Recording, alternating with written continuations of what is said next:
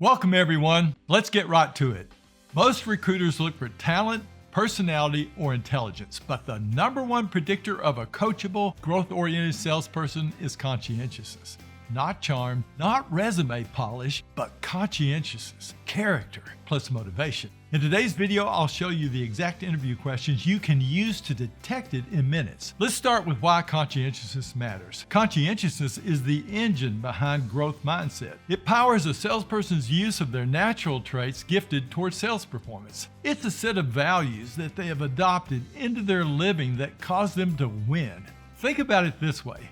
A candidate can believe they can improve, but if they don't work hard consistently, take responsible action, and behave with integrity and concern for others, they never will. This is what separates "I will become better" from "I could become better someday." And someday never comes in a neverland fantasy of inaction. "I could become better" is just talk. "I will become better" is backed by continuous, conscious effort in a sales role. This type of conscientiousness shows up in 5 ways. Honesty. Can I trust this person with customers? Hard work ethic. Will they persist when it's hard and not quit? Personal responsibility. Do they own outcomes or blame circumstances or you, their leader? Concern for others. Will customers feel cared for, not handled or manipulated? And motivation. Will they work to attain goals because they have a strong why? Every great sales leader wants reps with these conscientiousness traits. So here are 5 high-yield questions you can plug in immediately. Honesty. Describe an unethical sales behavior. That's an anchor question. Are there times when these types of behavior might be okay if it helps a person make a decision to buy? Why not? You're listening for 0 wiggle room. Honesty must be non-negotiable. Number 2, hard work ethic. What's your definition of a hard work ethic? Wait for the answer.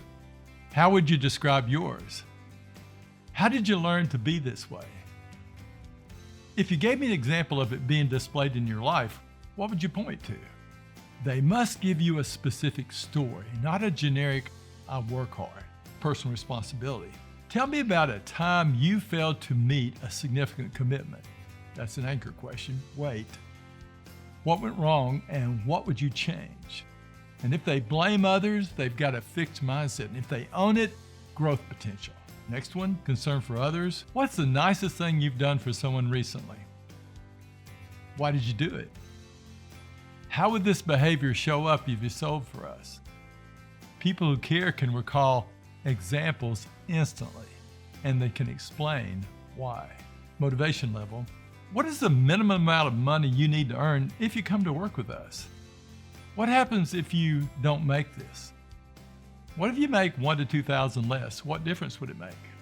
Think about how their answer relates to the minimum amount that you want them to earn for this sales position. Do they talk in terms of minimums, just to pay bills, to survive, or a minimum amount above and beyond their bills to pay for a certain lifestyle like a children's education or buying a home? In other words, how strong and certain is their motivation tied to what they talk about? And as a bonus, here's one on coachability. If we divide business development into these parts, finding prospects, maintaining high activity, handling rejection, setting appointments, and selling face-to-face, which would you like further training and improvement on first? You may have to strengthen this question by saying, of course, no one is perfect, so in which area are you least effective? What challenges you most in this area? A strong candidate will name a weakness specifically. The uncoachable candidate gives a polished, evasive answer and will strive to look perfect without faults or weaknesses. Personality traits show possible tendencies to high or low growth orientation, but conscientiousness, its engine, is revealed through story plus ownership, and that means doing well-structured and scored interviews. In the next video, I'll show you how to score these questions and how to separate interview performance from real past behavior. That's where most managers get fooled. And as always, thanks for seeking to grow as recruiters and sales leaders. If you found this helpful, please subscribe and keep building a sales force of people you can actually coach and develop. A team of people who always want to keep on improving their sales performance to the highest level.